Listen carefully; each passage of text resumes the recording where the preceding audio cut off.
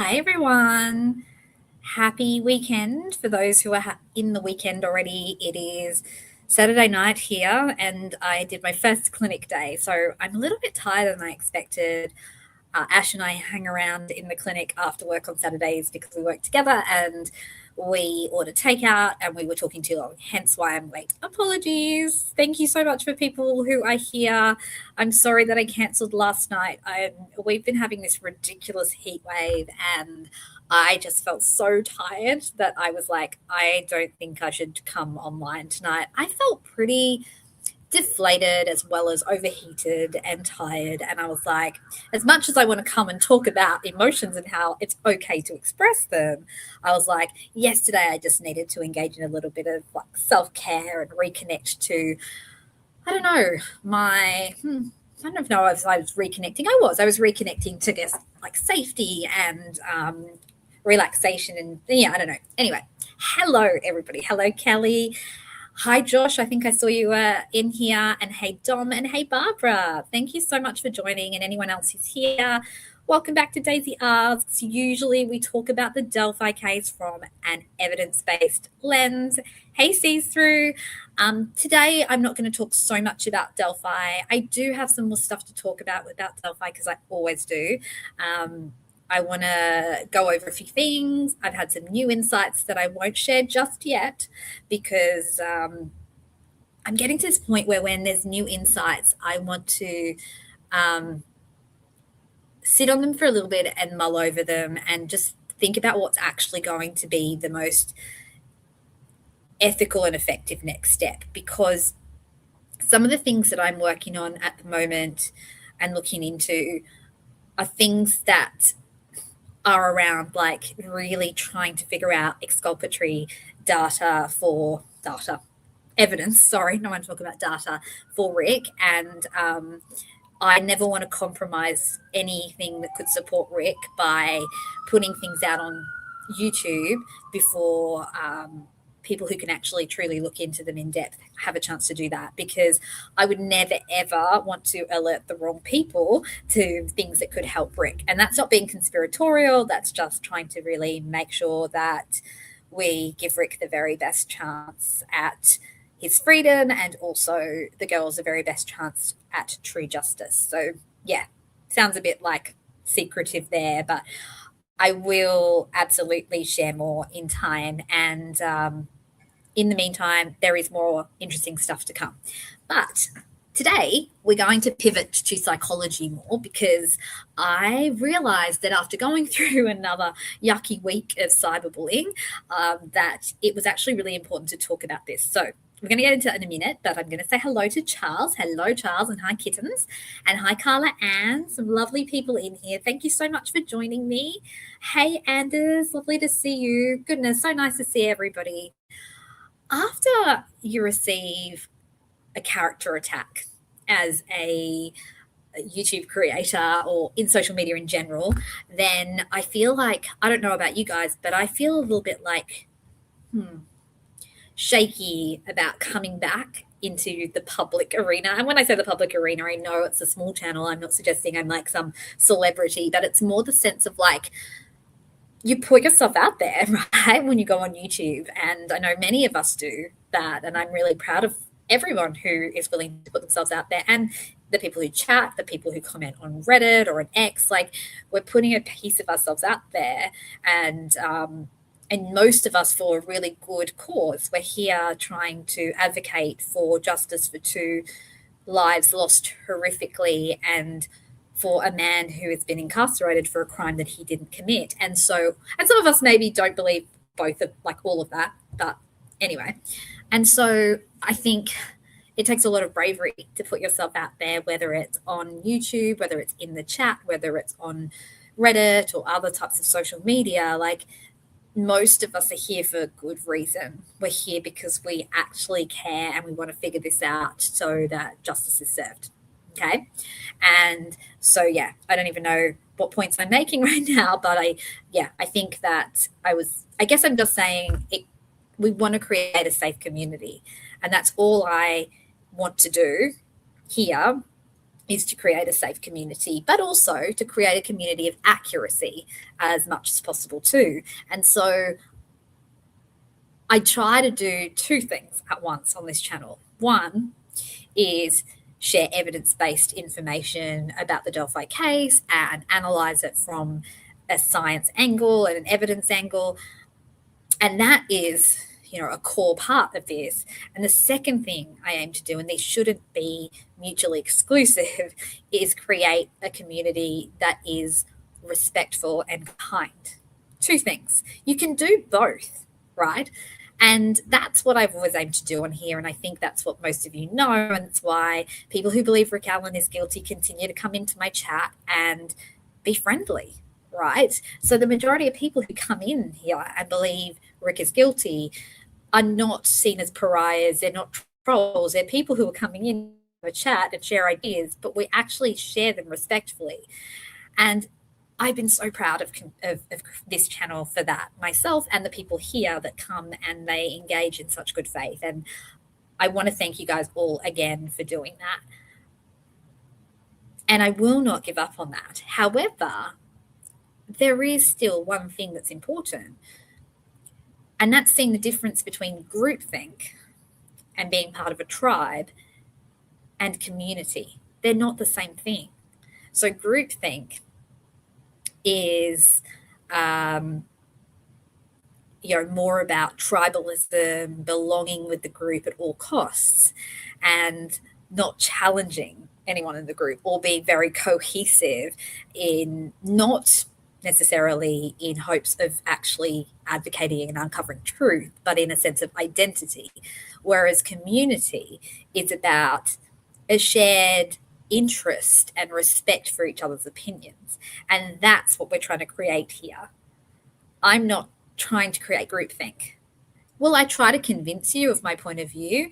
Yes, not so that you can be part of my clan and I can feel powerful and feel certainty, but because I truly believe in the things that I'm saying and I fact check them and stay open and curious. And I love that people who come in here do that, even if they don't agree with me. So anyway, that was a big ramble and I hope that made sense. Hey, Erin, so good to see you. And, thank you for so many of you that have stuck up for me in the last few days and before that, because I see you and you matter to me. And I want you to know how grateful and how warm that makes my heart feel when I wake up and I see notifications from people who extend so much warmth and care to a person they've never met, and sometimes to a person that they don't even agree with. And I love that.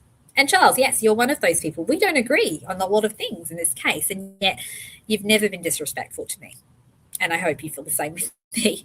We disagree. We can even banter a bit. Ceaseru's another person in here. We banter. We disagree fiercely on points. But I've never felt that a lot of the people in here are being disrespectful towards me, and I hope you've never felt that I'm being disrespectful towards you.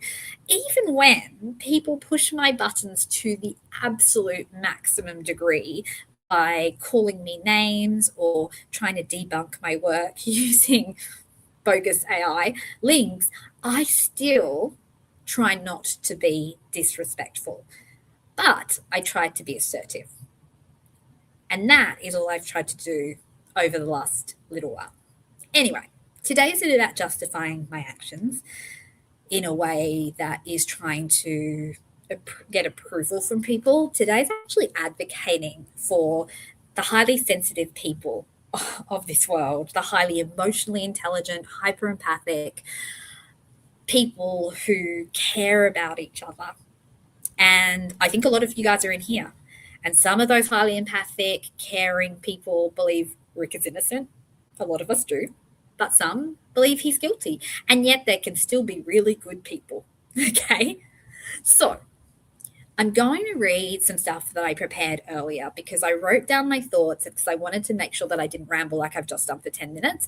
I'm going to read through this. It's a lot of psychology stuff. These are my own thoughts. They're not a textbook I'm reading or a yeah, or something that's been planned for me. I've run them through my friend ChatGPT to check that I'm not making up anything that's not useful or helpful, and that there's accuracy, because accuracy is so important to me when I'm speaking about things other than my own personal story, which, can be pretty accurate with my own personal information. But whenever I try to tie things to psychology, to any type of research, to theories, I always try to maintain accuracy. And so, yes, I've checked it through that, but these are my own words. These are my reflections. It's almost like a journal entry from me. But in true psychologist style, when I write my reflections, I love to thread in psychological theory and philosophy and sociology. So I hope you find this helpful, guys. I saw Kelly's comment when I first came in about being called too sensitive. If you've ever been called too sensitive, if you've ever been told that you're a drama queen or a victim, if you've ever been shamed for having emotions, for reacting, for feeling hurt, this one's for you. And guess what? Spoiler alert. We do belong on YouTube. We belong in this world, because without people like you and me, the hypersensitive, hyperempathic people of this world who feel everything intensely, this world is going to implode on itself. Because this is the analogy that I want to make today. Do we need more impossible beauty standards in fashion shows and fashion catalogs? Do we need more Victoria's Secrets size 0 models? Or do we need to represent the real people? And you might be like, what's that got to do with emotions and true crime? Well, I got told I shouldn't be on YouTube if I get so hurt by people's character assassinations.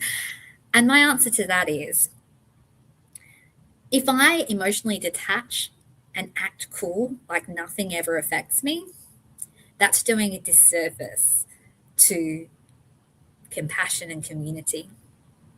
Because our emotions and processing our emotions are not a weakness.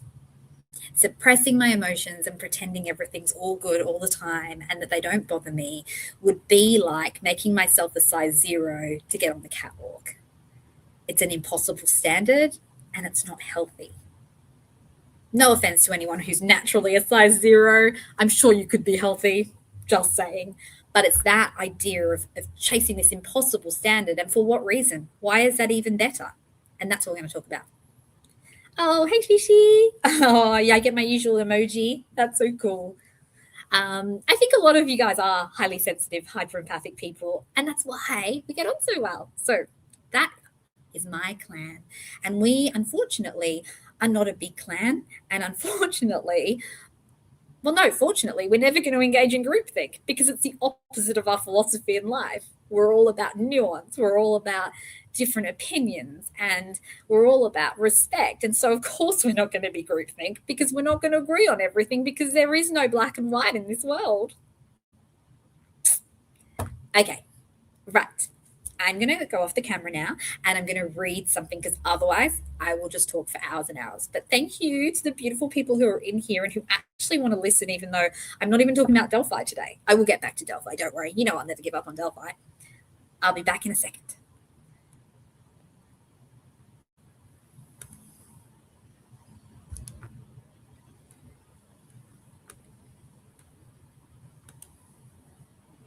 Okay, so this is something, like I said, I prepared earlier, and I'm going to read parts of it, and then I'll probably ad-lib, because I always ad-lib, because everybody who watches my channel knows I'm a chatterbox.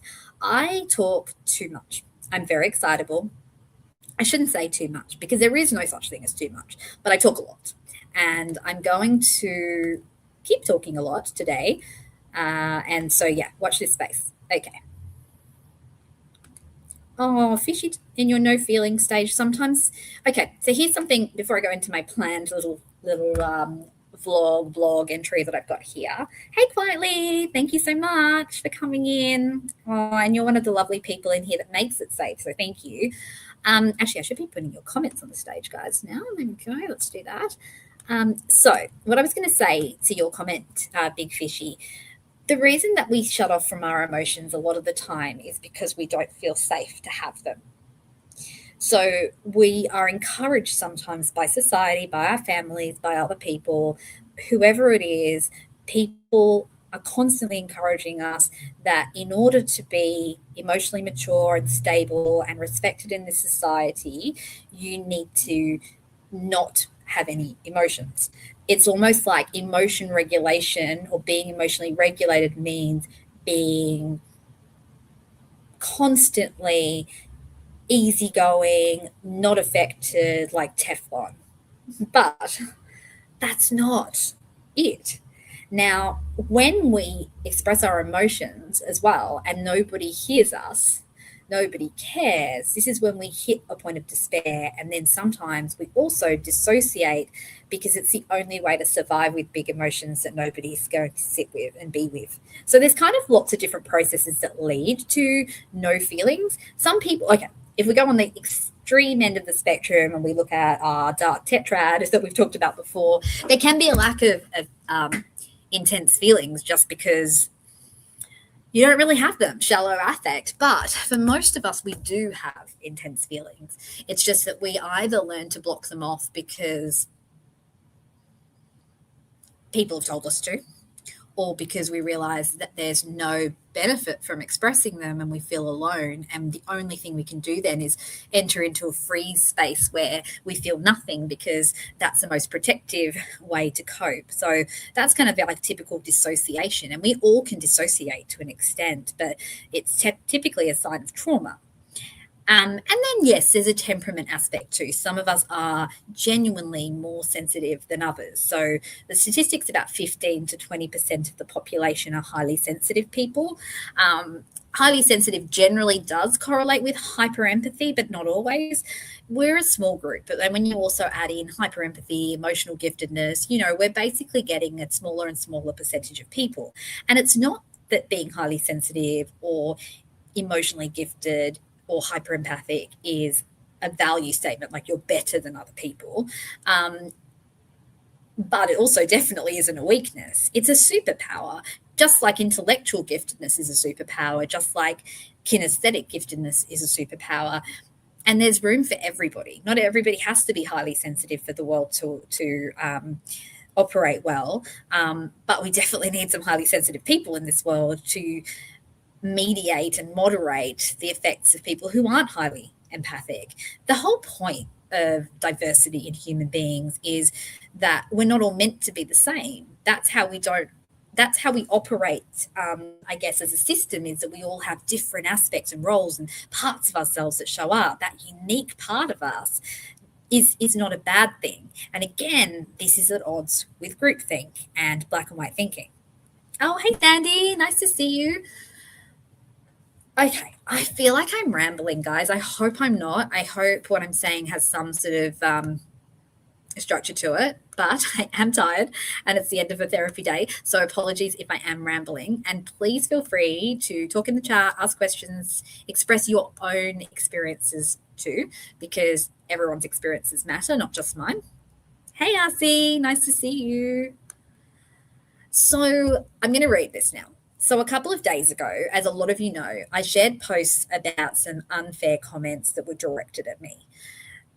I did so, I believe, in a restrained way. No name calling, no lies, no misrepresentation, and certainly no hysteria. In fact, I feel like I was almost too restrained. I tried not to show too much reactivity because I know how much that's pathologized in the world we live in. And so today, I actually want to tell you how I really felt.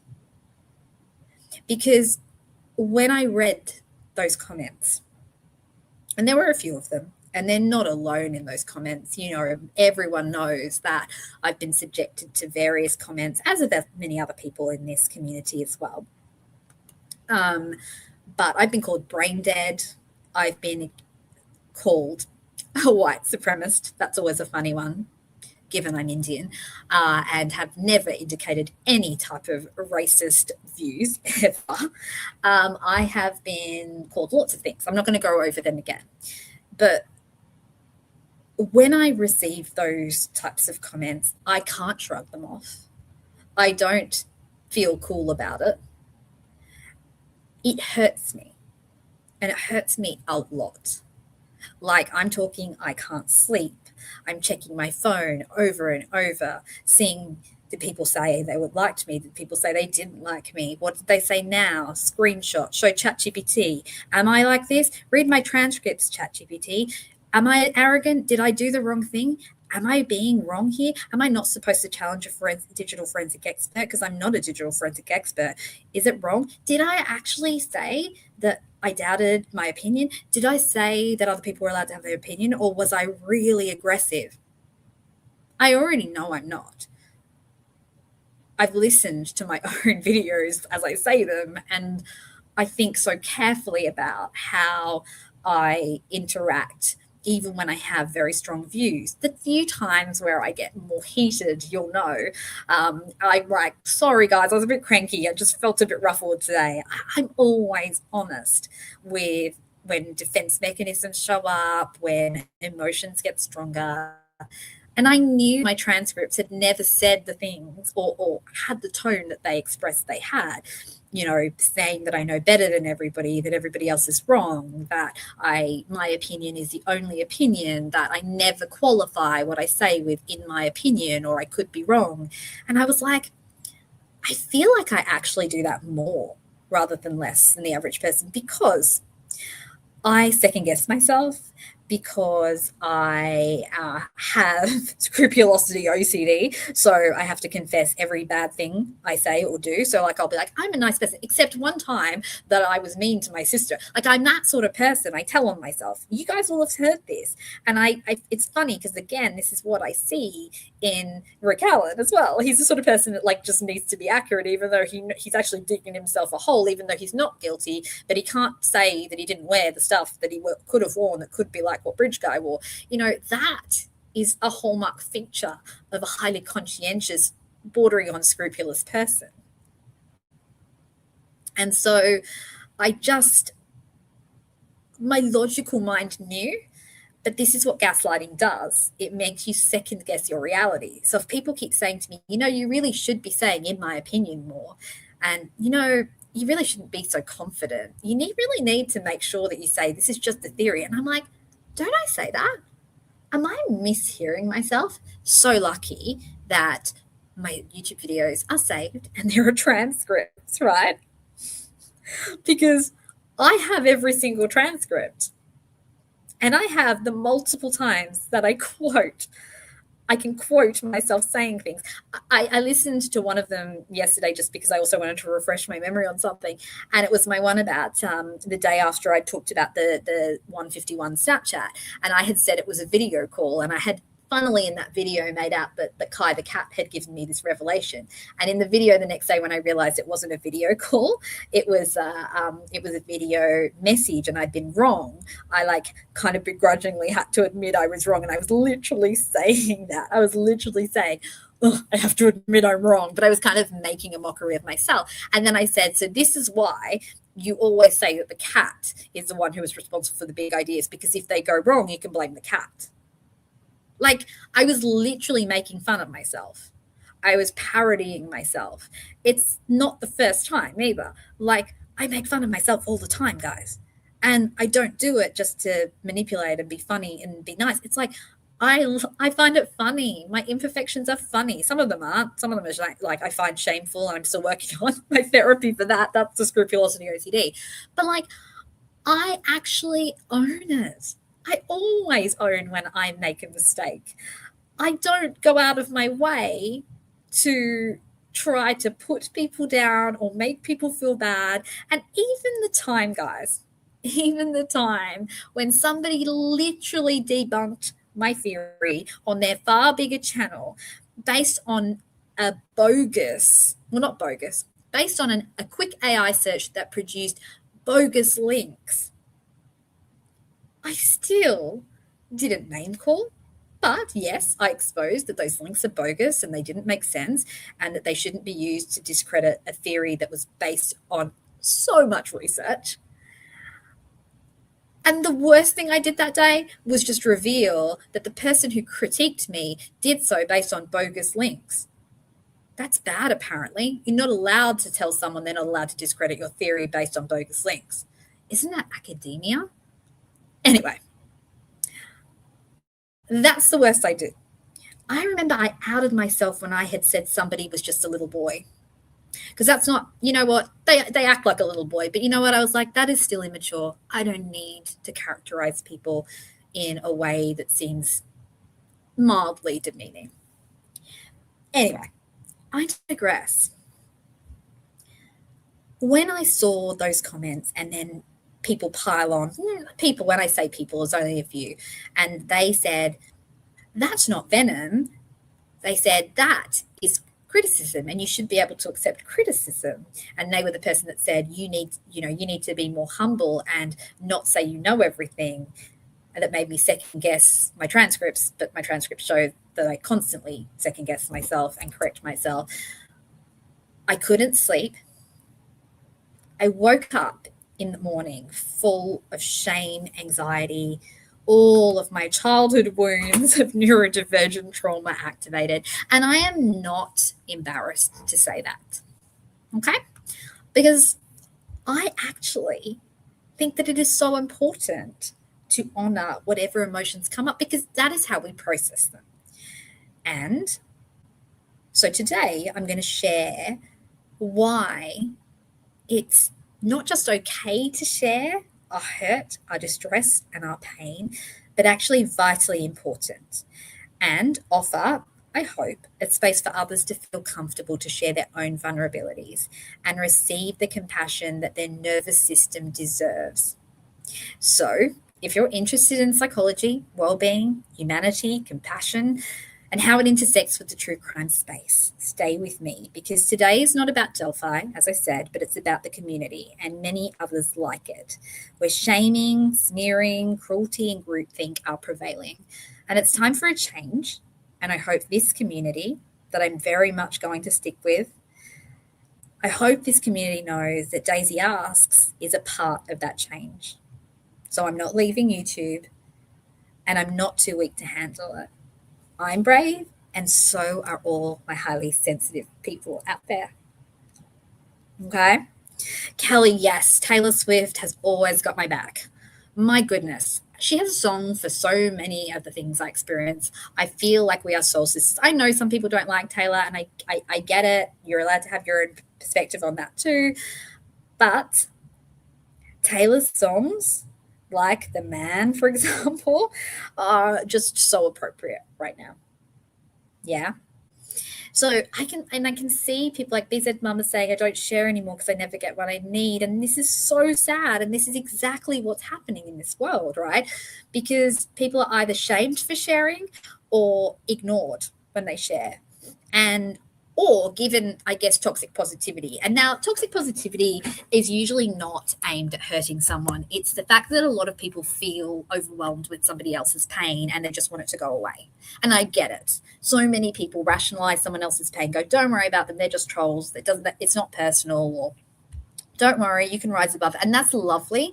But unfortunately, when we're just given those things, I'm going to talk about this in a minute, they're not enough. Our nervous system needs more. So BZ Mama, we're going to help you find those people that give you what you need, because you deserve, as is everybody in this world, to have your emotions taken seriously and your emotional needs met. And that is a space that I want to create, not just about my Delphi community, but that's my role as a clinician, and that's my purpose in life, and that's actually what I wanted to do on YouTube, and I will do at some point. It'd be more of this type of content, creating a space for highly sensitive people, neurodivergent people, and people who need to be seen for the amazing, brave people that they are.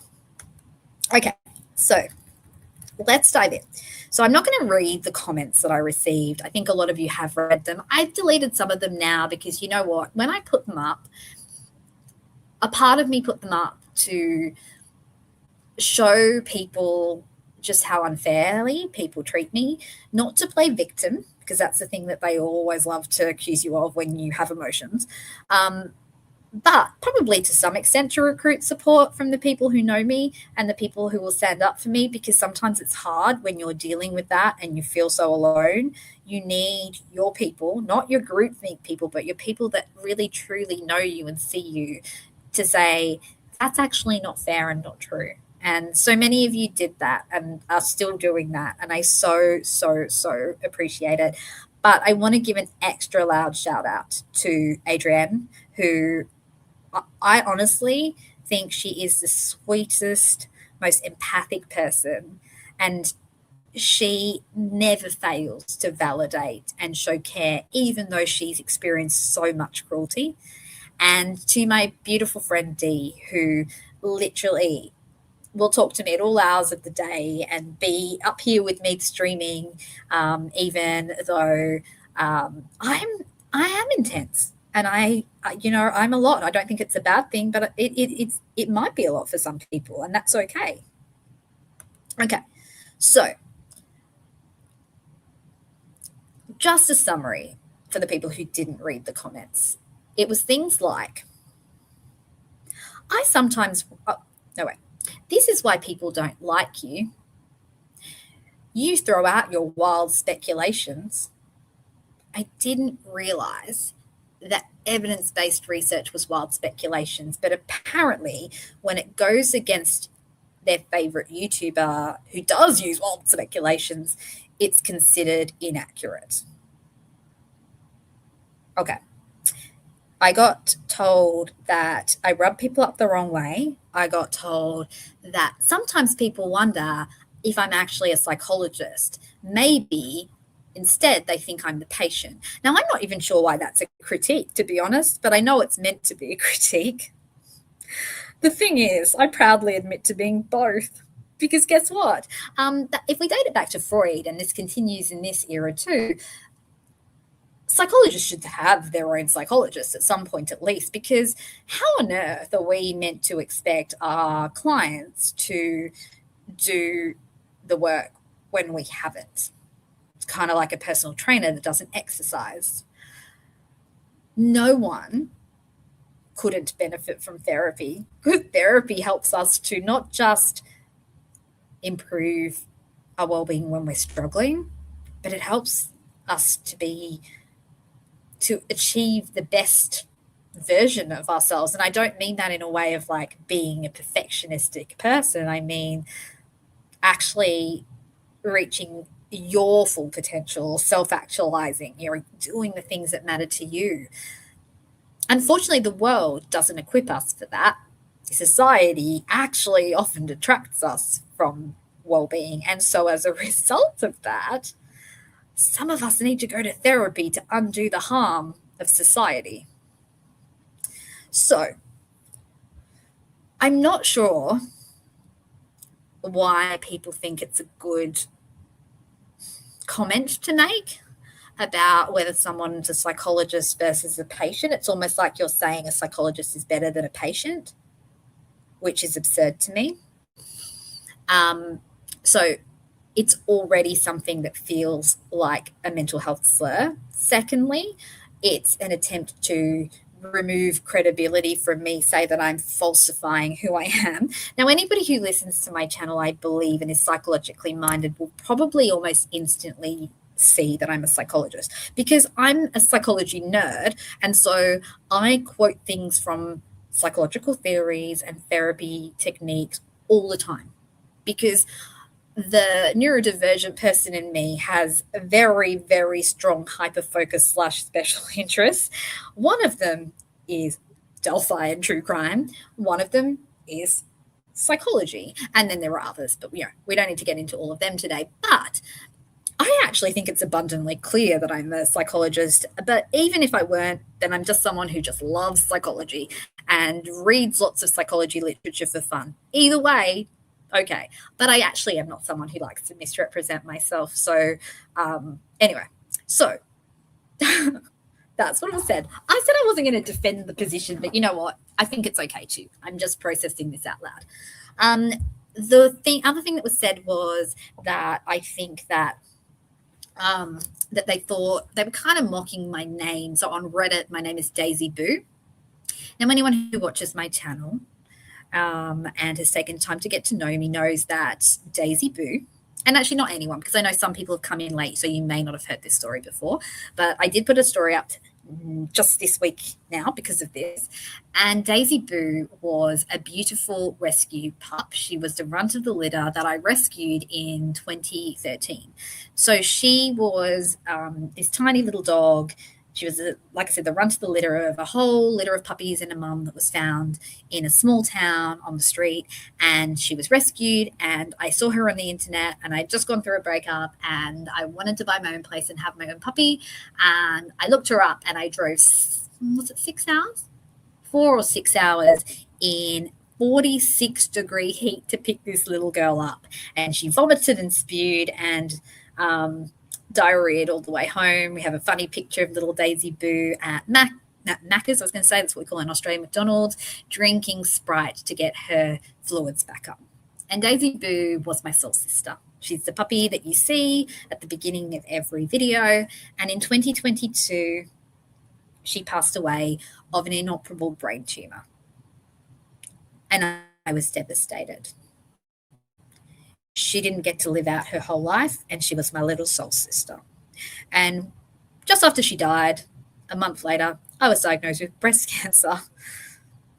And about 9 months later, I lost my best friend to breast cancer.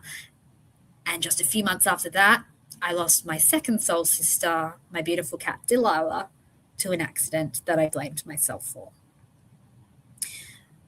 Those three women, girls, Daisy's a dog, Delilah's a cat, and Adriana, my best friend, are my soul sisters from the sky. Daisy was brave. She was cutesy and girly, but also a tomboy, and I adored her. We called her Daisy Boo. It was a bit tongue-in-cheek because she was a little scruffy little thing, but we'd dress her in a tutu, and we'd put bows in her hair, and we put little, like, she had this little schoolgirl dress she loved. It was so funny. She just had these weird things that she liked, and she was a big flirt. Anyway, when I was thinking of the channel and usernames, I thought Daisy was a great username, and it became Daisy Asks because it's the bravery, the beauty, the sisterhood, the compassion of Daisy, and asking is curiosity. And I thought that was a great name for the channel. So when I put a boo on my name, it wasn't to be a joke, to be silly and cutesy. But this person suggested that I did it, and do I expect people on social media to be all like pink bows and stuff? And what I just did was I posted a picture of Daisy Boo on her first birthday with pink bows and pearls on, because that's what she wore on her birthday. And then she proceeded to jump into a dirty lake and have to be rescued. It was quite funny. But this person then suggested that I was pulling on heartstrings and trying to play victim and manipulate, and that also they feel sorry for dogs that get dressed up by their owners and are not allowed to be dogs.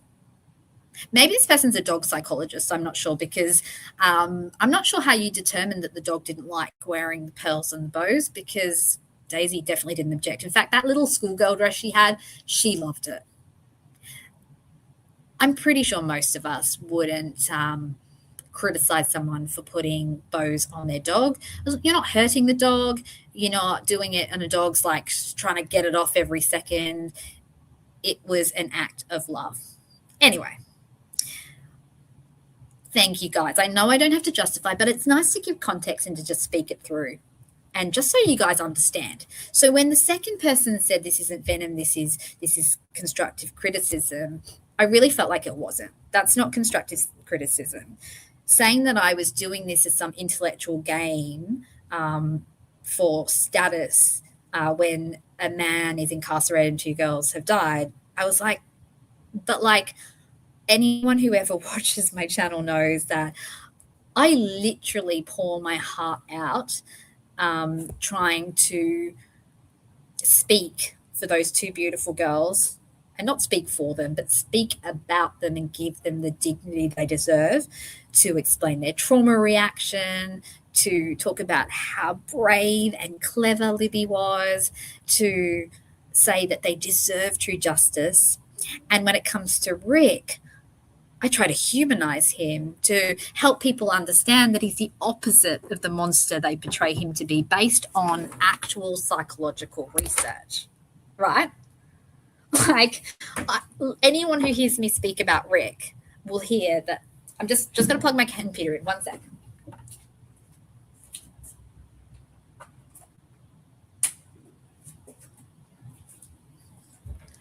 Anyone who hears me speak about Rick knows that I see Rick through a lens of humanity and compassion. So, to be accused of doing this for an intellectual game, as opposed to caring for the victims of this crime, felt like a massive stab to my heart. And the truth is, most of us do still also have curiosity when it comes to true crime and a desire to understand and figure things out. That doesn't make it some intellectual game. It's not mutually exclusive to be interested in making sense of things and solving puzzles whilst advocating for victims of injustice. In fact, the two go really well together, because if I didn't have the desire to solve problems and understand, I probably wouldn't have the drive to do the work that I try to do for Delphi. So again, it felt unfair. So let's go to more about the last, or not the last, the main comment, which was that I'm not built for YouTube. I think it was 2 or 3 of them that said this, that they often wonder why I'm on YouTube if I can't handle critique, that I'm blasting people apparently when I get criticized, because posting a screenshot of their own words and saying there's no need for mental health slurs apparently is blasting. I mean, goodness, if that's blasting, I wonder when the people swear and, demean people constantly, what that is then. Must be an explosion. Anyway, so the main point they're trying to make is that a person who is too sensitive should not be on YouTube because I can't tolerate it. So I'm probably too weak to be here. And when you're told you're overreacting and are not fit for YouTube if you can't handle criticism, expecting warmth and kindness is silly.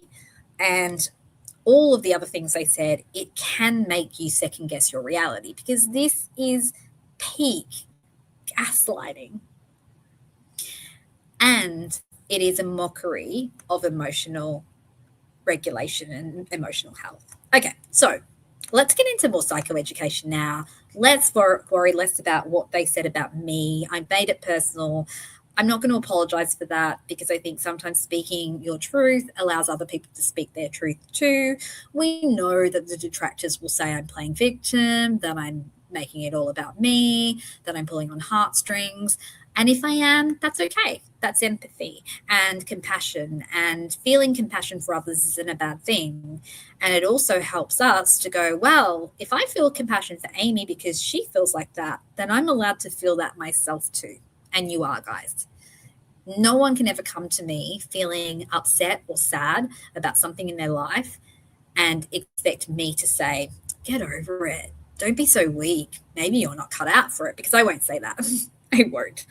I will never tell somebody that their emotions are too weak or a problem that means that they're not capable.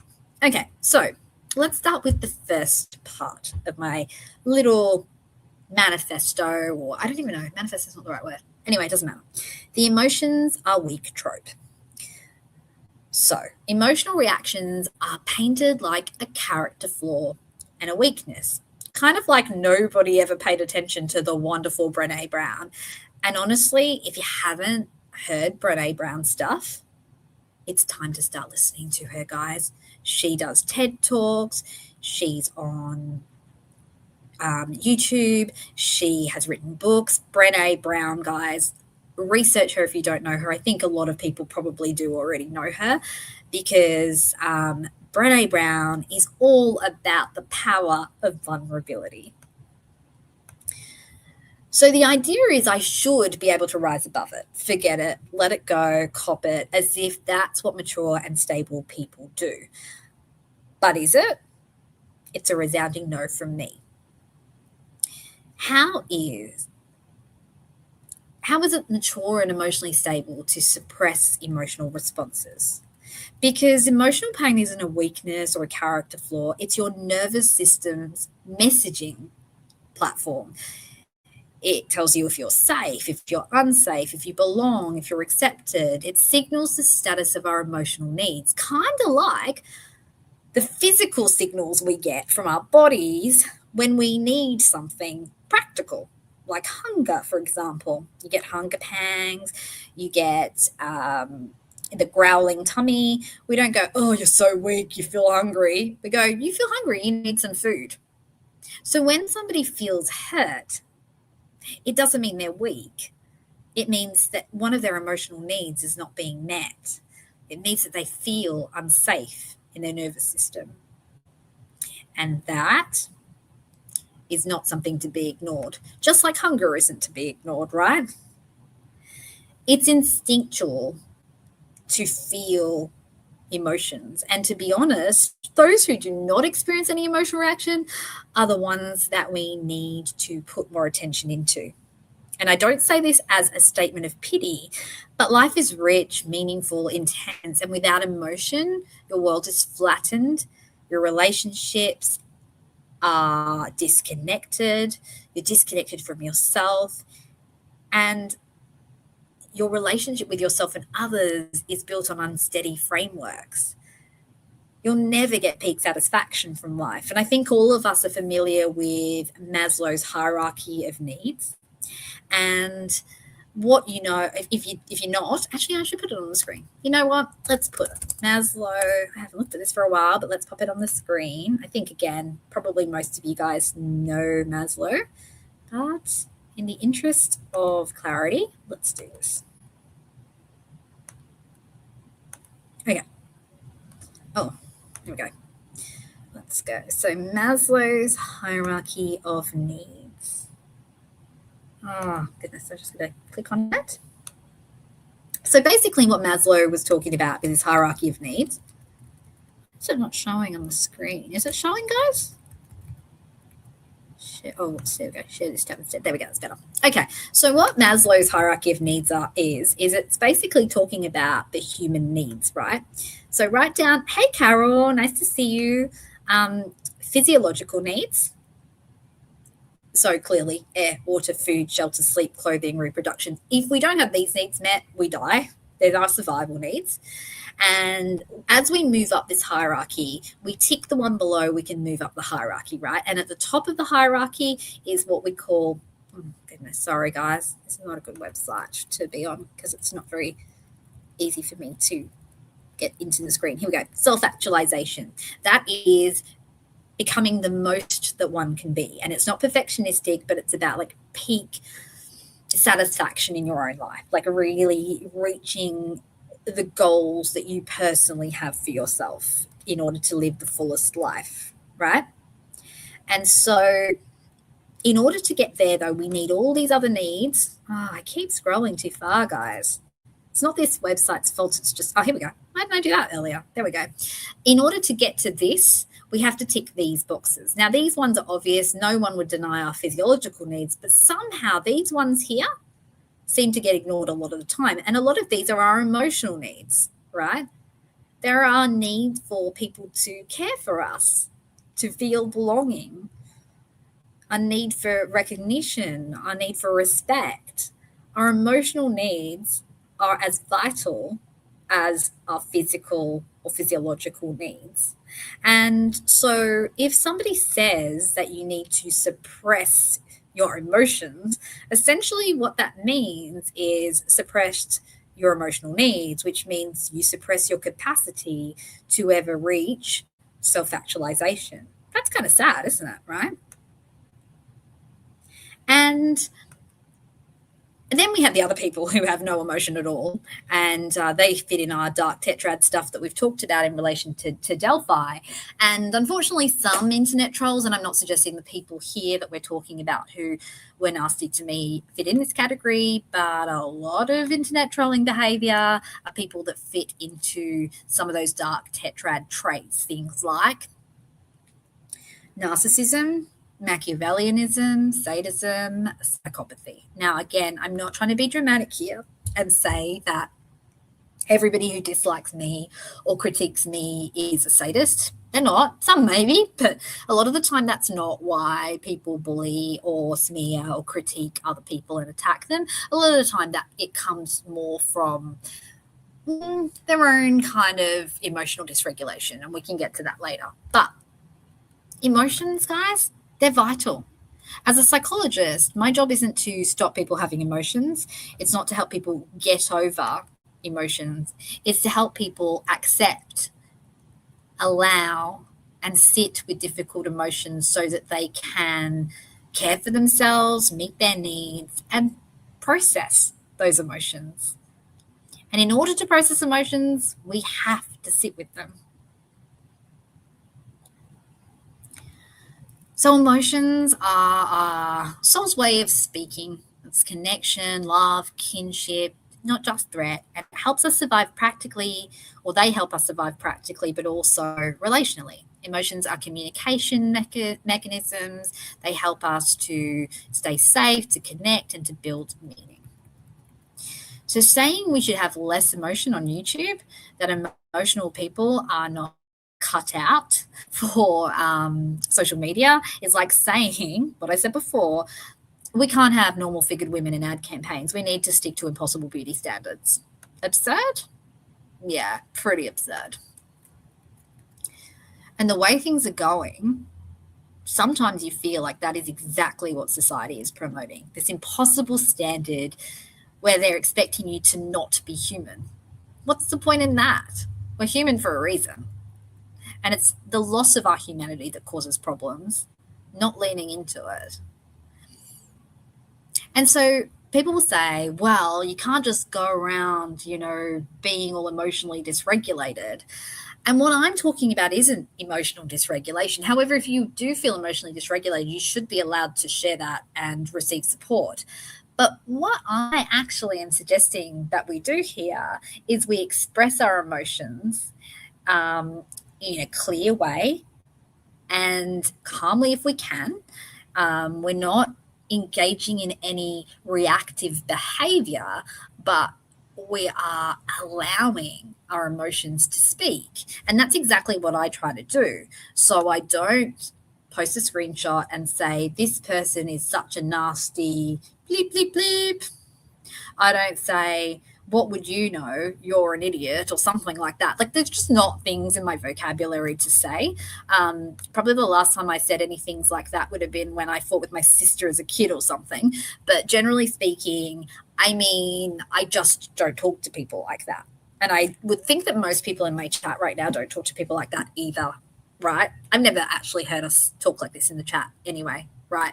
And I honestly think I've heard some people come in today. I've seen some people come in today and comment this or comment on my posts or comment at other times that this chat on these lives is an incredibly safe place to be. And I'm so happy that that is the community that we have created. And it's all of us, because the same core people come back time and time again with their kindness. A lot of you are in here now.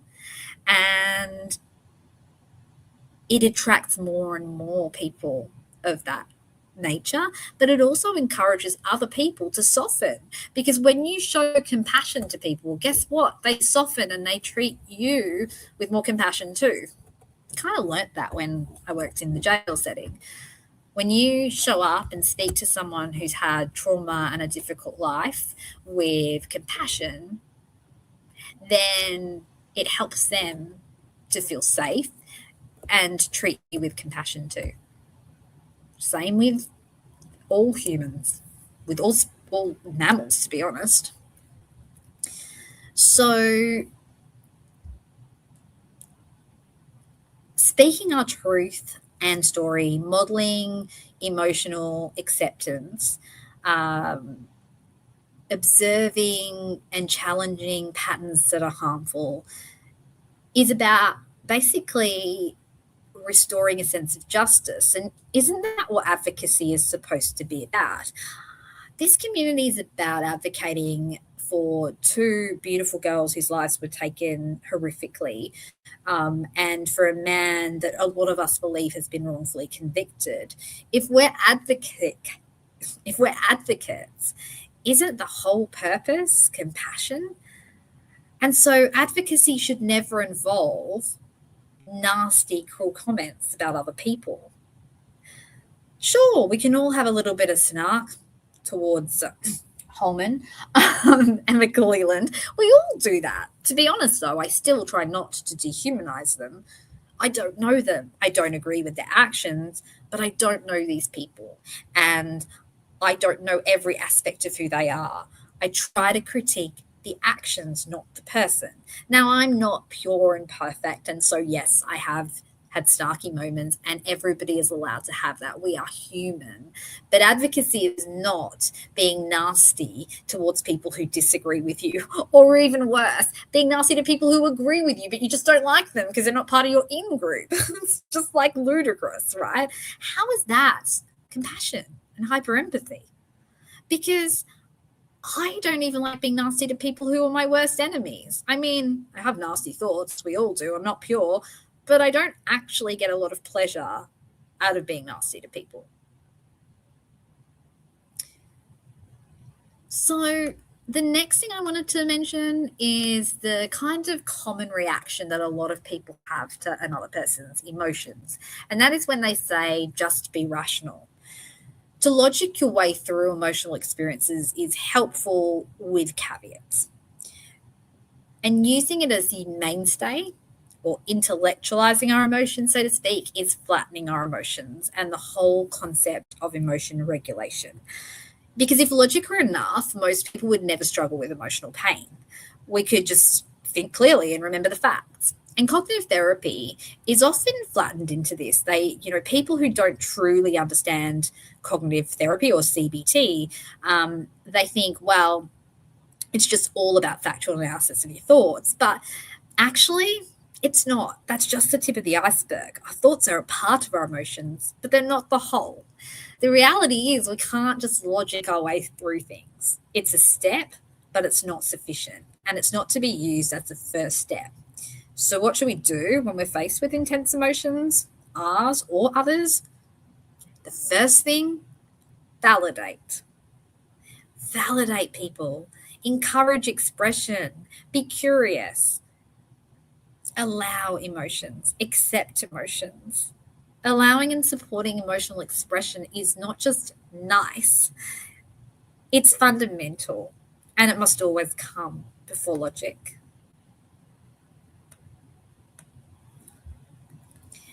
We've got lots of different types of therapy, and I won't go into the technicalities of them all, but one of the really key therapies that we use for emotion dysregulation is called dialectical behavior therapy. Oh, hey, Diana, we have a fellow therapist in here, and you would know all about DBT, Diana.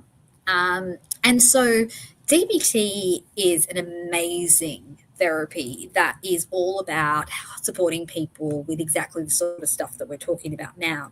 And one of the concepts of DBT, for anyone who is aware of DBT, you will know this. For anyone who isn't, look into it. It's really useful, is wise mind. And so in DBT, they talk about three minds, I suppose. We've got the emotional mind that is very much based on those emotional, instinctual experiences. We have our rational mind that's based on logic and fact. And wise mind is what we try to rely upon more. Not logical mind and on its own, and not emotional mind on its own, but wise mind. Because wise mind is the intersection of emotion and logic. So I'm not saying don't be logical. I'm not saying don't be emotional. I'm saying put the two together, and guess what we get, guys? Wisdom. Wisdom is being able to hold and balance our emotion and logic. So please do not get rid of emotions. Oh, I'm so glad, BZ Mama. I'm glad that it's validating, and I'm always here to give you guys any sort of validation and support I can around emotional well-being. It's a journey of a lifetime for me as somebody who experiences emotions intensely. And this piece that I wrote today was me processing my own emotions and experiences and making meaning and sense of it and reminding myself of things that are easy to forget when we live in the society that we live in.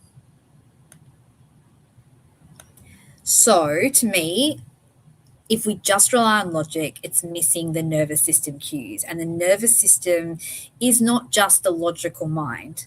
In fact, the logical mind, which we often refer to as the prefrontal cortex and the neocortex and new brain, is the part of us humans that differentiates us from from all other species.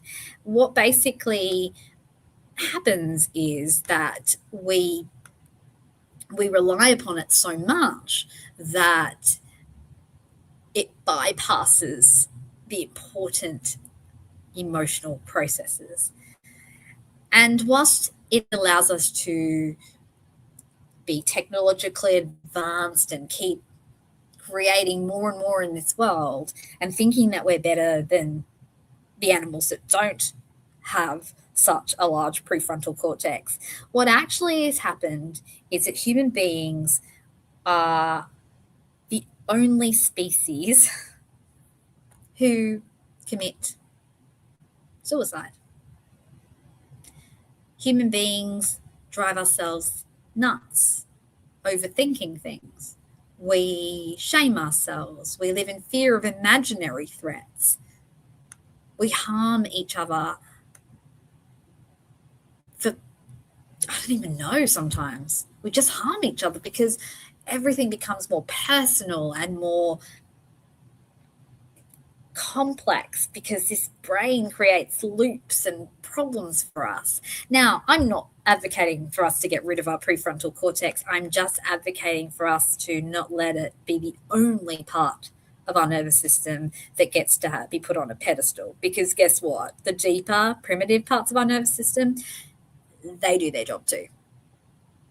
We need balance. We need to integrate. We need to be able to use all the different parts of our nervous system.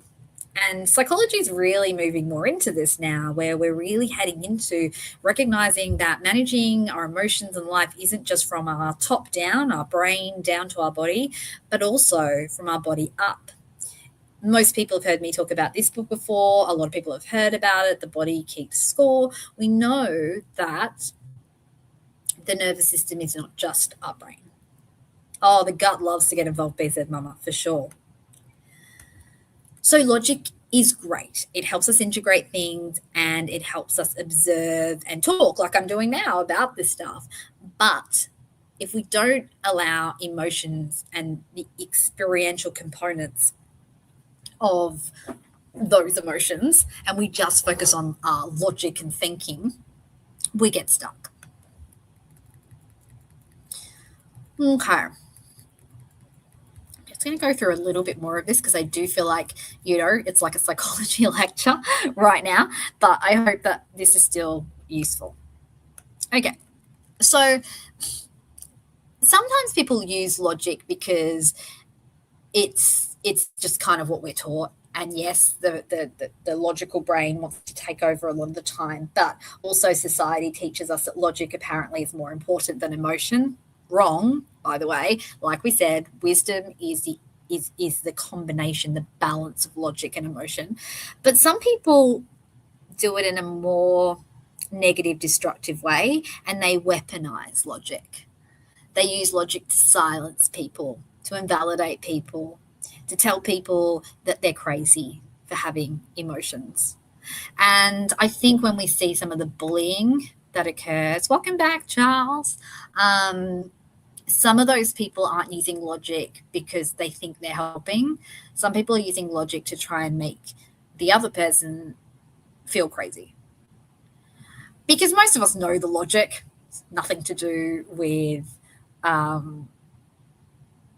it's nothing to do with us not being clever. When you're emotional, the logic just doesn't help straight away, because it actually shuts down sometimes when you're highly emotional, and it misses again other components of context of the situation, right? So I could logically know that my transcripts included all the things they accused me of not including. Like, in my opinion, I could be wrong. What do you think? I logically knew it. I had it on paper in front of me. Well, not paper, but, on my phone or computer.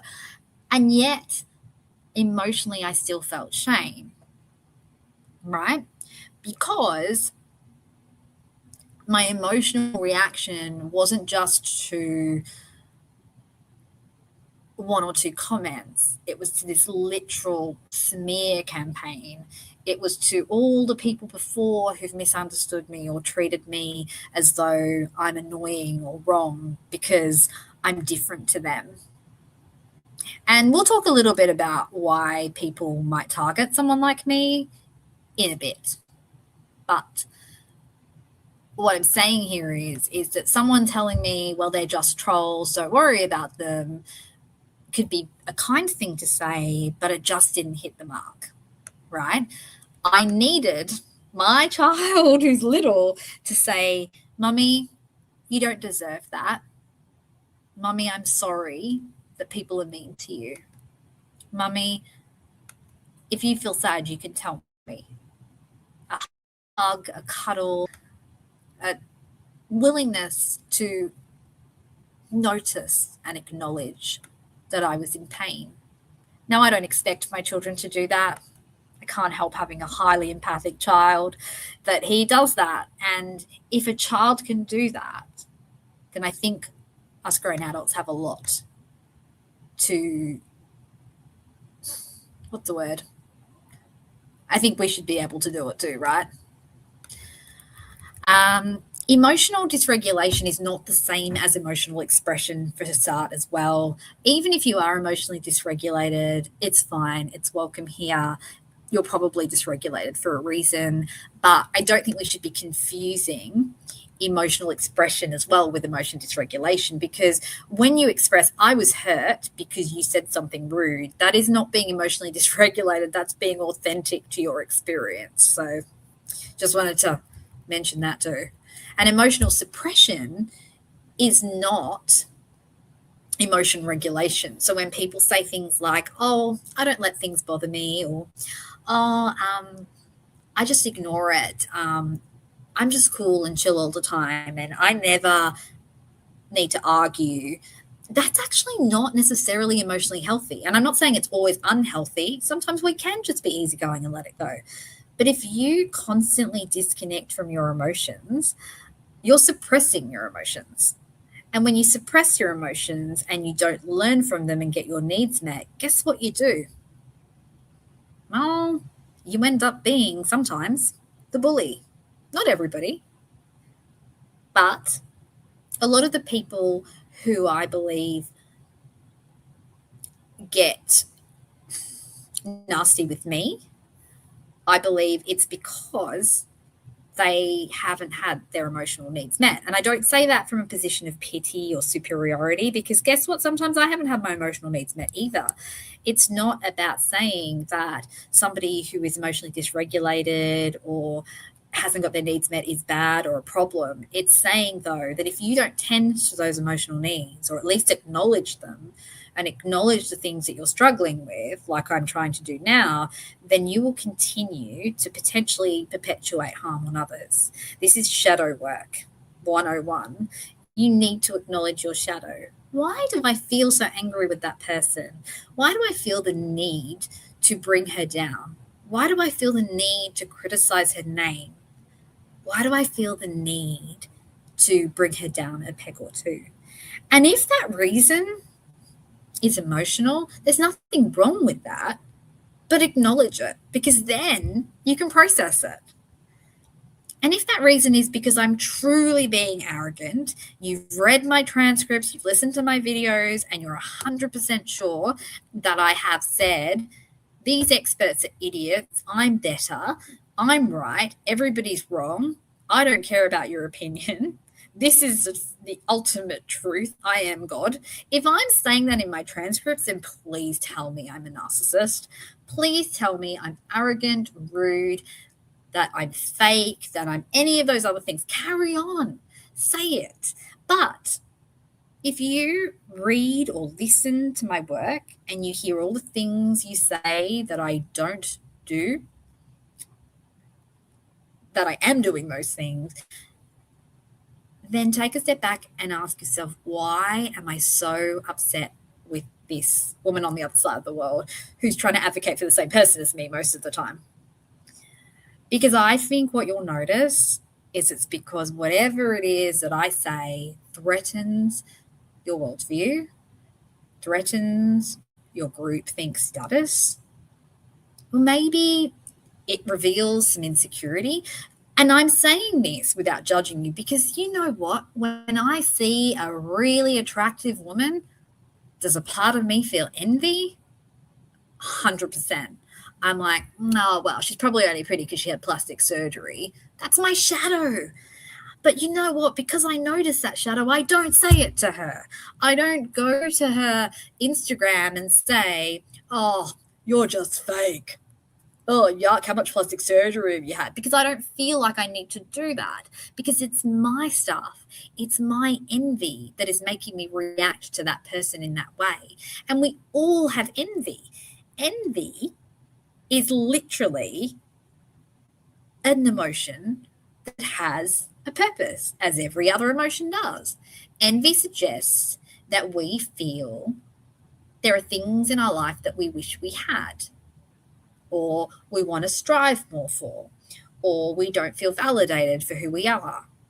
Envy towards the most beautiful woman on Instagram for me reveals that I'm still very, very, very insecure about my post-cancer appearance. Envy for me is feeling not chosen in a world where I'm a minority. Growing up as a brown-skinned woman in a very white area can sometimes feel marginalizing. It has at times. Going through breast cancer at 39 and my body changing dramatically and having no hair for months on end and only thin, wispy hair now has made me feel insecure. And so, of course, when I see someone else looking their best at the same age as me, there's a little glimmer of envy. And when I recognize that glimmer of envy, then I cannot act on it in a way that's harmful, but instead show compassion to myself, or, like I'm doing now, share my insecurity with people who I know care about me and receive validation. That is not fishing for compliments, playing victim, manipulating. That's expressing vulnerability. And when you express vulnerability, you know what happens? People want to support you. Because compassionate people, when we see vulnerability, we want to help. That's why I'm here. That's why I can't let go of this case. I can't bear it that Rick Allen is sitting in jail for the 3rd year. I can't bear it that Kathy Allen is not able to have her husband, that his daughter has to go through her life without her dad. I can't bear it that Abby and Libby have not had true justice. I can't bear it that Libby recorded the situation because she felt scared and her act of bravery resulted in this ridiculous, unfair, wrongful conviction. And I would do anything to connect with Rick not because I want to be the savior and the person who is the best ever, but because I literally see a man suffering and all I want to do is sit with that person in their suffering. And that isn't just Rick. I worked in a jail, for goodness sakes. Like, I would work in palliative care for the same reason. I see a person crying on a park bench and I want to go up to them. I see an injured insect in my pool and I want to get it out. And that's not because I'm some savior.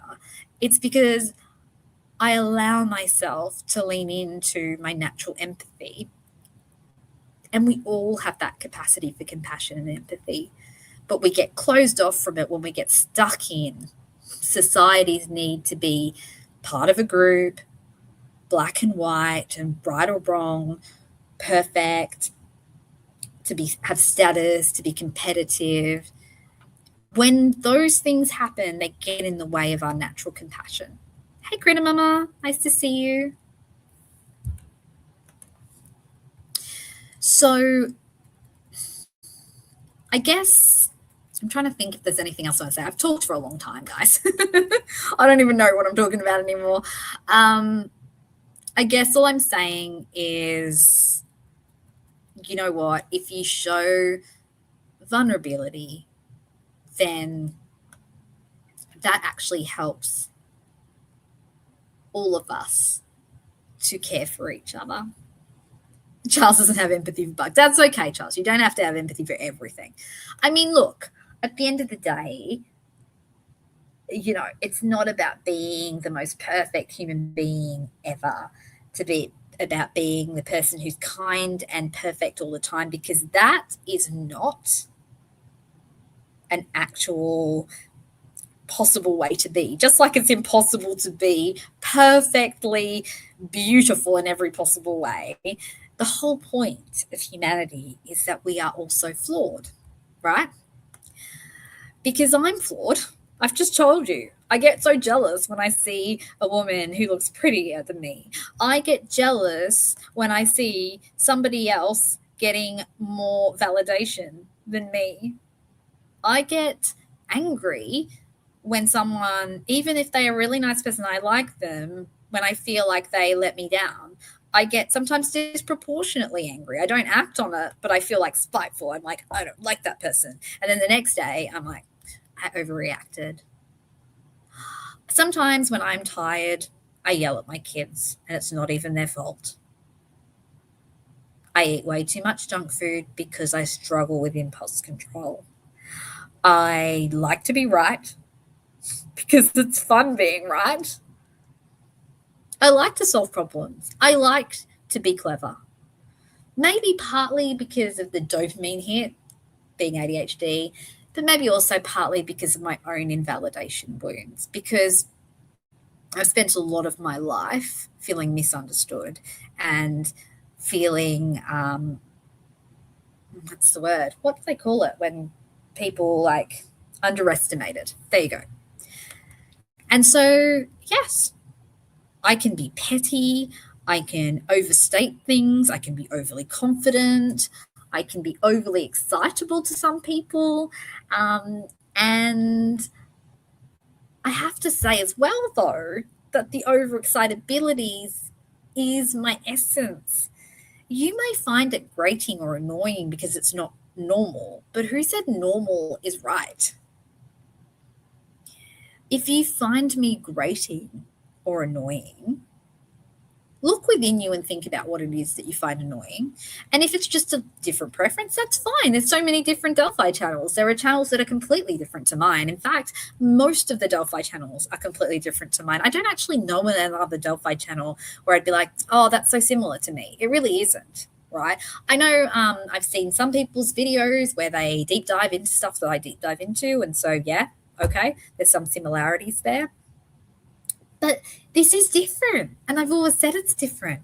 Not to be cool, not to be different, to be like edgy and quirky. I mean, I am quirky, can't help that. I'm a neurodivergent woman, guys. I say that over and over again because it is important. I'm a tiny minority when it comes to how my nervous system is wired. I'm a minority in this Delphi community because of where I live, because of my background and ethnicity, because of the career I chose, because of so many aspects of me. But remember, variety is the spice of life and all those other cliches, but it's so true, right? And I don't feel shame about my overexcitability. And I don't feel shame about the fact that I hyperfocus on things. And I don't feel shame about the fact that I'm addicted to dopamine. And I don't feel shame about the fact that I am a gifted woman. Okay, I do feel shame about that. You want to know why? Because if you say that, people will say you're putting yourself on a pedestal. But actually, you know what? It's a tragic gift because despite liking that part of myself and finding it so helpful for me in my career and in working on this Delphi case, it absolutely plagues my existence too. It means that people either think I'm trying to be too smart, people don't even understand what I'm saying because the way I think is not better or cleverer, but it's fundamentally different. It means nobody can ever relate to my intensity. It means I'm always bitterly disappointed by my fellow humans, whilst also bitterly disappointed in myself for never living up to the standards I set for myself. It's a really lonely existence, guys. And I don't say that to attempt to get sympathy. I say that to speak my truth. There's nothing anyone can do about it. I'm not asking for anyone to do anything about it, but I'm speaking up because I know there are other people out there who can relate, like BZ Mama, because the tragic gift, we call this overexcitabilities, which is a type of giftedness. And giftedness isn't just being the person who got the top score at school. It's the person who feels more, who thinks differently. And in my case, it's a person who connects webs. Like, I can find patterns in things. I've said this so many times. It is the way my brain works. And that, guys, that's why I do feel like I interpreted the knowledge C data in a highly accurate way, because it isn't just about being an expert in forensics. It's about seeing the layers and the context and putting it all together. Because when you see something out of context, it's hard to understand it. And so when I dispute Stacey Eldridge's interpretation of the knowledge C data, it's because Stacey Eldridge herself will tell you she didn't get the full context of the case. So if I say to you, what do you think of Sam Smith? And you've never met Sam Smith, then you could be the best psychologist ever, but you're not going to really know Sam Smith. And I might not be a psychologist, but I talk to Sam Smith every day. I might actually have better observations on Sam Smith than the psychologist does. And that's what this is about. It's not about me saying I'm cleverer than this expert. It's about me saying I've seen other layers of data, either because I've been provided with more information because that expert wasn't provided with it. That is the case here. And two, because I think differently. I can add a different layer. As a psychologist, we don't go, I've met this person, I know how I can analyze them perfectly. We like, if we can get corroborating information from a teacher, from a parent, from a partner, we do that. We don't say, well, I don't need your help because you're not a psychologist. We say, what do you observe? What do you see? Because I can't see everything. And so, oh, sorry, Anarch, I always just use random names. No, not the celebrity Sam Smith. But yes, I mean, I don't know Sam Smith, but I usually use Big Bird. But yeah, so just going back to when I try to understand something and say I might have seen something more than Stacey Eldridge or whoever else saw, it's not me trying to disrespect them. It's me saying, did you consider this layer? Because you know what, as a psychologist, I would actually like it if somebody told me I'd missed a layer. I wouldn't like it if they were like, you're dumb, I know better. I wouldn't like it if they didn't listen to what I said first. And this is what happens, guys. People who criticize my ideas never engage with them in good faith to begin with. And it's so interesting because they're the same people who suggest other creators who literally talk like this. They literally say, Cecil's an effing idiot. You'll never hear me say that here. You actually won't hear Andy Baldwin say that either, guys, just for the record. I actually don't say anyone's an effing idiot. I don't actually say anyone is all bad. And yet, it's interesting, isn't it, in this world? Because people actually seem to have more respect for the people who are emotionally dysregulated and aggressive than they do for the people who are vulnerable and share with authenticity. Because every channel that I see that the people who detract from my channel and me love are channels or creators who swear, who disrespect people. I mean, these are channels that have disrespected Kelsey German, and I don't care. I mean, you may think Kelsey German's involved. I personally do not. And it's fine if you think she's involved, but how about we don't throw her under a bus based on data that has been incorrectly interpreted? This is my issue here. I literally try, even though I have theories that may seem, if you read between the lines, obvious, I try not to even throw people under the bus that I think possibly are guilty. I try to be fair and accurate. And yet, for some reason, that's the problem. And I can already anticipate the next lot of comments. They'll say things like virtue signaling. They'll say things like she thinks she's better than us. They'll miss all the parts of this whole talk where I say, I'm petty sometimes, I'm jealous, I can be mean, I can say it, I don't know how many gazillion times, but all they will notice is the part that says, I'm proud, I'm gifted. And they'll be like, well, that's being up yourself. And it's like, well, when is it okay to be proud then? I don't know. Sometimes I despair, guys. But I'm not here to convince them, because you can't convince people who are locked into groupthink. You can't make people listen to you. But what you can do is speak openly and authentically in good faith. And I'm going to continue to do that. And if you want to listen to me, that's great. And if you don't understand what I'm saying or disagree, question it. And if you want to character assassinate me, try not to.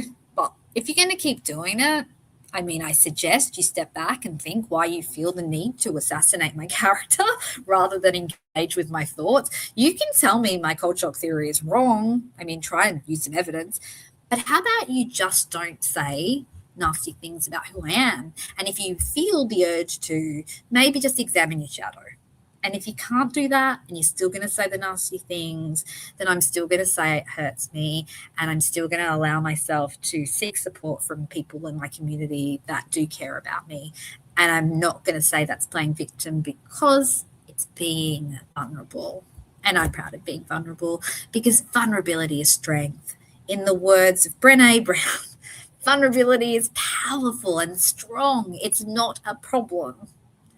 So, next time you send me a whole lot of comments telling me that I'm an idiot, that I'm brain dead, that I'm playing games, basically all the horrible things you say. Do you want me to do a stream where I actually just cry? Because you're allowed to cry, guys. And if you need to cry, if anybody out there needs to cry, if anybody out there needs to share the invalidation they've experienced, this is a safe place to do it, guys. Dee and I had a wonderful live the other night, and many of you joined us. And Dita and I are going to set up a regular spot. We're going to do Delphi chats, a community chat, maybe once a week. We're still going to sort of figure out timings. And I think anyone who's spoken to Dita can see that she is a woman full of compassion too. She's very authentic, and she embodies so much of the values that I embody. And we're going to create a safe space in this Delphi community, or at least I feel like hopefully I've already done that, but we're going to continue that. And we're going to open up this space for people to talk about difficulties and vulnerabilities in the space of Delphi community, but even other things. We did that last time. We talked about grief and loss, and we're going to talk, because you know what, if we all actually talked and listened a lot more to vulnerability and practiced really sitting with vulnerability, then we would actually increase and improve our compassion for ourselves and others. And that's exactly what the world needs. It needs more compassion. I just said that wrong. It needs more compassion, not confession. More fashion? No. More compassion. Because a compassionate world is a world where we can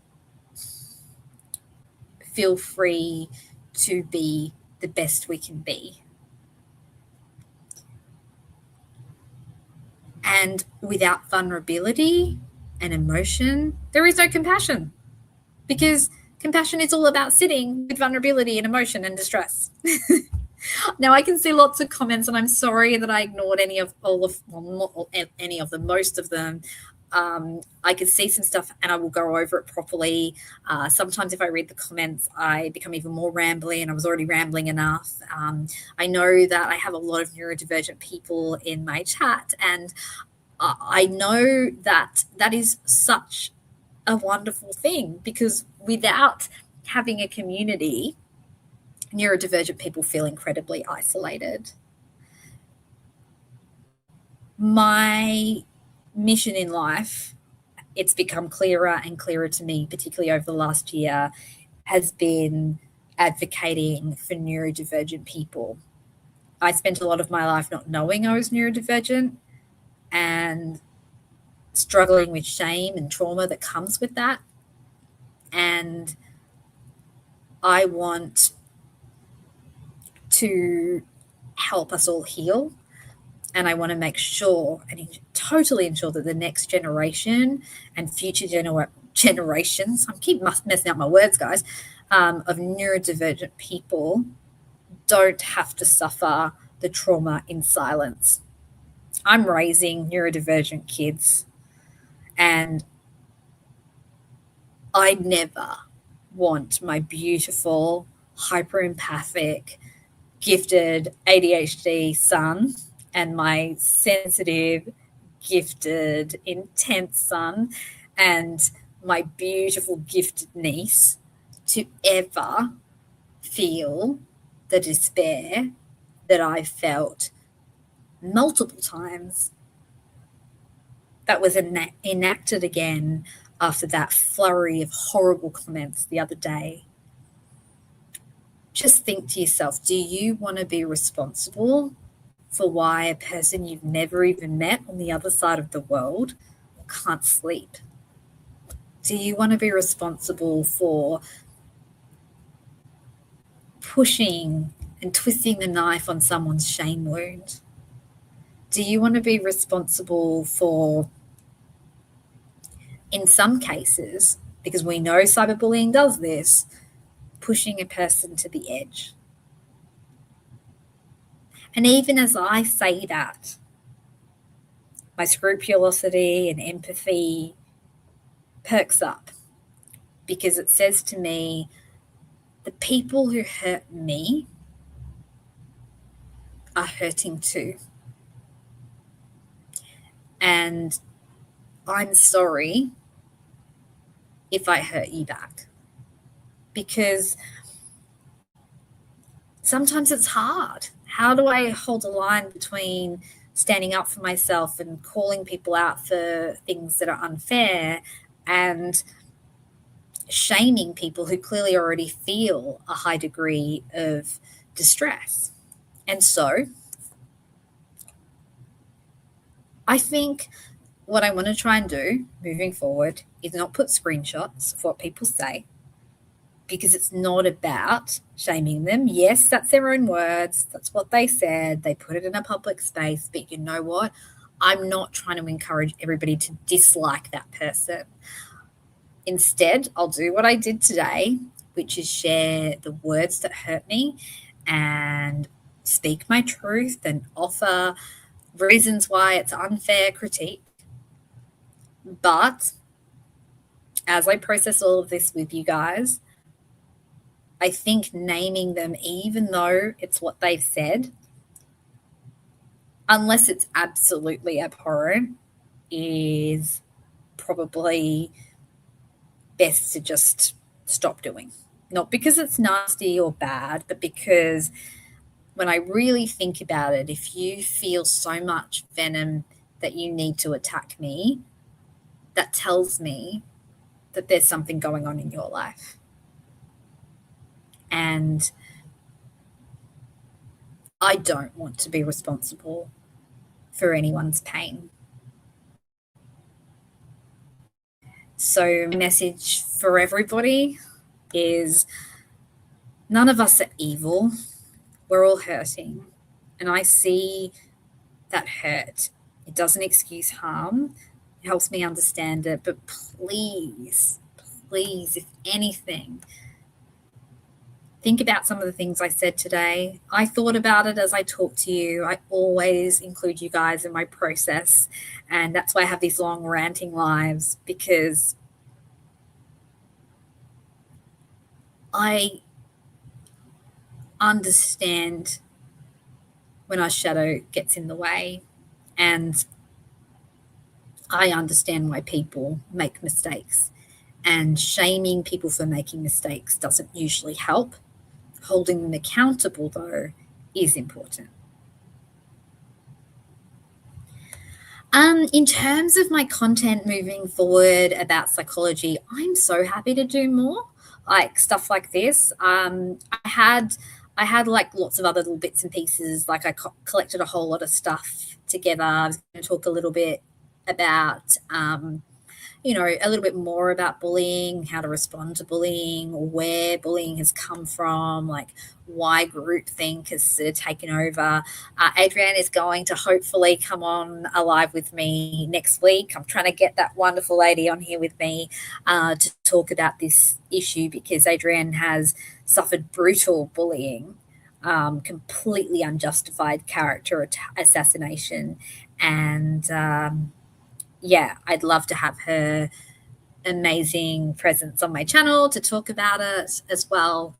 And if you ever have interest in psychological topics, I love talking psychology. I've said it many, many times. Prior to getting into Delphi, I had started writing my book, which is not gone forever. I will get back to it, but right now I feel really pulled towards Delphi, and I'm going to keep riding on that Delphi train for now. There may be times where I take a little break if I feel like there's nothing new I can kind of add. I will never give up on justice for Rick, for Abby, and for Libby. But there will be times, I'm sure, where my attention will go elsewhere. But just know, for the near future, I'm still here a lot. But even if I disappear for periods, I just can't look away from Rick and Abby and Libby. And I won't look away from any of you guys, because so many of you have become my firm friends. You've become people who understand me more than people I spend day in, day out hanging out with. And so I just want you guys to know how much I appreciate all of the beautiful people that come in here, and that I am always here to validate if you are also dealing with difficult stuff. So it's an open invitation to reach out, to share, to feel comfortable to express yourself when you come to this channel. And thank you, Critter Mama. I am very, very proud of the work I've done on Delphi, and I stand by it 100%, guys. I am as close to certain as I can be about a few of the points I've raised. There are some others that are a little bit less certain, but they're still things that I think are important. And I'm going to keep repeating them, not because I'm trying to convince the unconvincible, but because I just think the more I get these points out, the more likely it is that someone who is able to advance these ideas will hear them. Because at the moment, my concern still is that the legal minds associated with this case still tend to defer to the common theories, and no disrespect to them, but I really think it's time to think outside the box, because the common theories, the stuff that was used at trial, it didn't help Rick. And it's not anybody's fault other than, you know, some of the unfair legal decisions perhaps around what was allowed in court. It's not the defense's fault in that sense, but I do really believe that they need to take on more nuanced perspectives. Not just mine, but anyone who's willing to really dig in and dedicate themselves to understanding the data.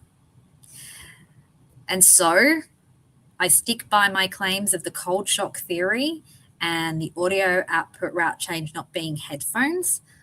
Those two theories I have tested out. I have looked at research. I've evolved them.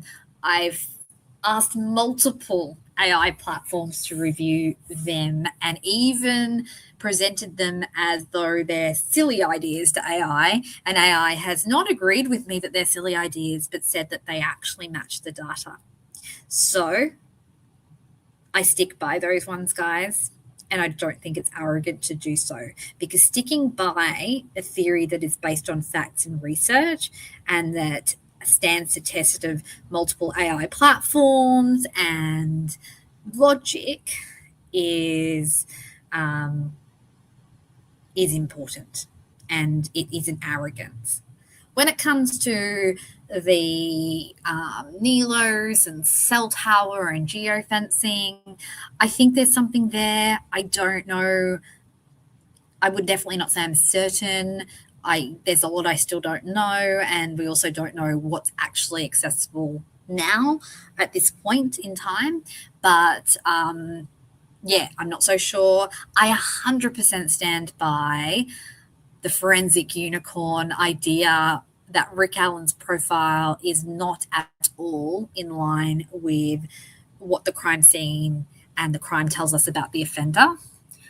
I'm pretty sure about the sadism angle and what I'd say is more pseudo-ritual. I think it's mostly an organized sadistic crime, and the ritualistic elements are part of the signature or tableau and maybe some justification in the killer's mind. I don't feel it's purely ritual.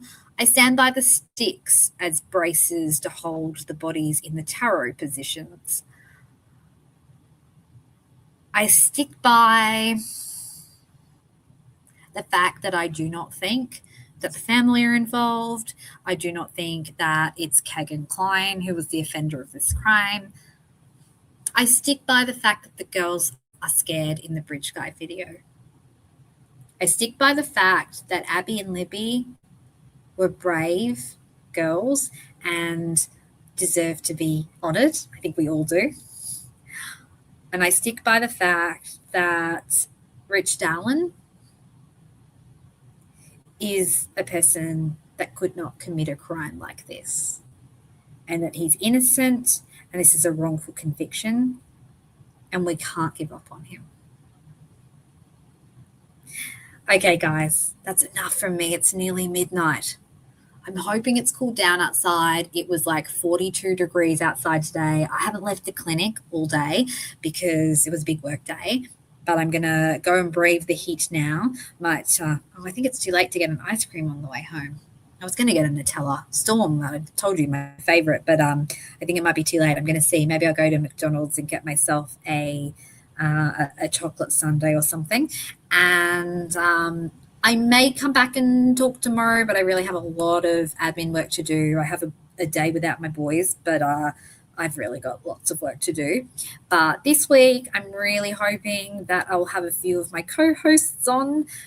Josh and I are still firming up a time. I promise you, it's coming. And Adrienne and I are firming up a time. And Dee and I, we are going to do our regular spot. Can't wait. I'm going to make the thumbnail. And I think Dee's probably asleep today because otherwise I know she's always here. And Dee and I will do our weekly chats. And yeah, I don't know what else is coming up, but I'll let you guys know over time. I totally appreciate you guys. So much gratitude to each and every one of you. Yeah, and it's the middle of summer, and not next week, but the week after, we are going to a beach holiday park with water slides. I can't wait. And see-through is banned now because she doesn't give up on this trailhead thing. And so see-through, I'm joking. That's why I use a silly voice. You are always welcome in here, see-through, but I will always disagree with you, and we will agree to disagree. See-through is always the representative of just how nice our community is. We have two people, me and see-through, that disagree firmly on the same point every single time, and yet we never ever resort to nastiness. Interesting, hey? Now, if anyone wants to come to Australia and enjoy the summer, you're welcome. Come hang out with me. We, love to hang out and chat properly. So all you people in the cold, Anna, Kelly, and all my US and Canadian people, come over to Australia. It's nice here. It's a great country. Oh, thank you so much, Shay. Yes, I want to go get ice cream, but only Hungry Jack's, which is Burger King over there where you guys are, has a Nutella ice cream. I think it's even worth driving out somewhere to a bit further to get it if there's one that's open all night because it's midnight. It's worth it because I really love Nutella. You're not nasty, Charles. No, you're not. You've been very kind to me, even though we never agree on the case. You have been kind to me since day one. So, yes. Caesar, are you he? I thought you were a she. What? Are you saying that to me? This is the problem, guys, with our usernames. No one ever knows who's male or female, and I don't want to misgender anyone. Like, I don't even mean male or female. It could be they, them. Like, let me know your pronouns, and if I misgender you guys. I never want anyone to think I'm, jumping to conclusions about their gender. Well, thank you, guys. Gosh, how is it that this many people have stuck through this? I thought I was on some sort of diatribe, and you guys were going to be like, oh my gosh, what is this? Kelly wants ice cream. I know. You just start talking about food, it makes everybody want food, right? Shout out to the true crime bros. Shout out to the true crime girls. Sometimes it shows me the statistics. It tells me how many males and females, what age demographic, obviously what country. So it's interesting. More females, mostly more Americans, not mostly, but I think about half the viewers are American. I think it's probably about 2/3 female to 1/3 male, as far as I can see. There's pretty much no one outside of Australia, Canada, America, and England. We get a few, I think, Scandinavian people, but very few people outside of that. There was a period, so I used the YouTube promotion thing. I was like, oh, how does this work? I'll try this. And I got suddenly got all these not all these likes, all these views and subscribers. And I was like, oh my gosh. And then I realized that apparently, even though I did it the kosher way, it doesn't get you subscribers that actually watch your stuff. So I had all these people from India, and I'm like, maybe it's because I'm Indian. They just like my channel. And I was like, oh, yay. Hey, Indian people, come watch my channel. And they didn't watch my channel, guys. No Indian people watched my channel. Hey, guys, come on. I'm Indian. Don't you want to watch my channel?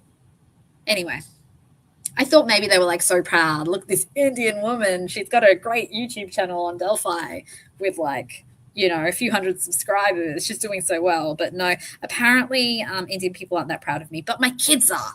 They go to school and they tell their friends, my mum has a YouTube channel with 1,000 subscribers, and they say to their friends, I know that doesn't sound like much, but it's not easy to get 1,000 subscribers.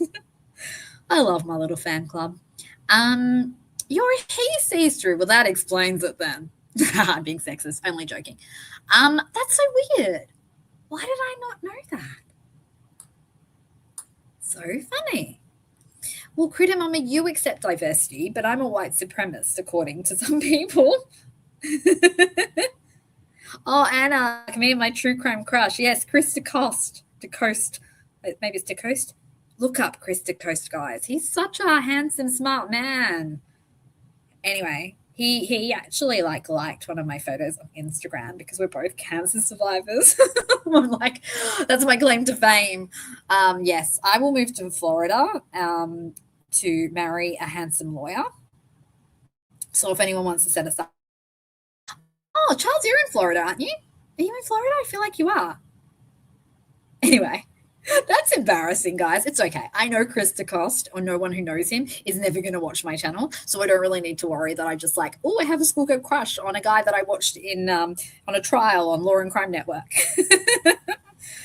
Charles, go and check out Chris DeCoste. He is a handsome defense lawyer. Definitely my type. Oh my goodness, I'm really behaving like a schoolgirl today, guys. It's been a while since I found a man that's my type, like actually. So maybe it's that. So yeah, maybe you guys can be on a mission. Find Amy a super handsome, super smart, super kind man who doesn't think that Amy is a white supremacist. I'm not joking. I'm being silly. That's the last part. Yeah. Hopefully that person exists somewhere. This is going to become a dating YouTube channel, guys. It can be like a reality TV show. Find the crazy Delphi lady, someone who can tolerate her ridiculousness. Anyway, guys, okay, I am being ridiculous. So good night, everybody, or good day, and we'll talk soon. And I'll probably see you guys in other people's chats because I'll definitely be lurking around over the next few days because I'm still on holiday. I've got one day. I was in the clinic today. I've got a day on Monday, and then I'm on holiday again for 10 days. Yay! Hey, Phyllis. I am from Australia. I think it's obvious, right? Good day, mate. His name is Chris DeCoste, Charles. He was the defense trial attorney for Catherine McBanower.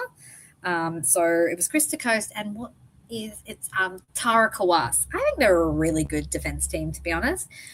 And interestingly, both of them are cancer survivors, young cancer survivors. So Tara Kawas had breast cancer around the same age as me. And Chris DeCoste had, I believe, lymphoma when he was a bit younger. So it's the Cancer Survivors Club. We have that in common. DeCoste. Now everyone can look him up. I don't know. I showed my friends and they were like, yeah, okay. And I'm like, he's so handsome. What? Well, I thought he did a great job in his defense, guys. But Catherine McVanower, it was a mistrial, the first one, but then she did get convicted. But I don't think that was the lawyer's fault. There was pretty bad evidence in that case. That's the Adelson case.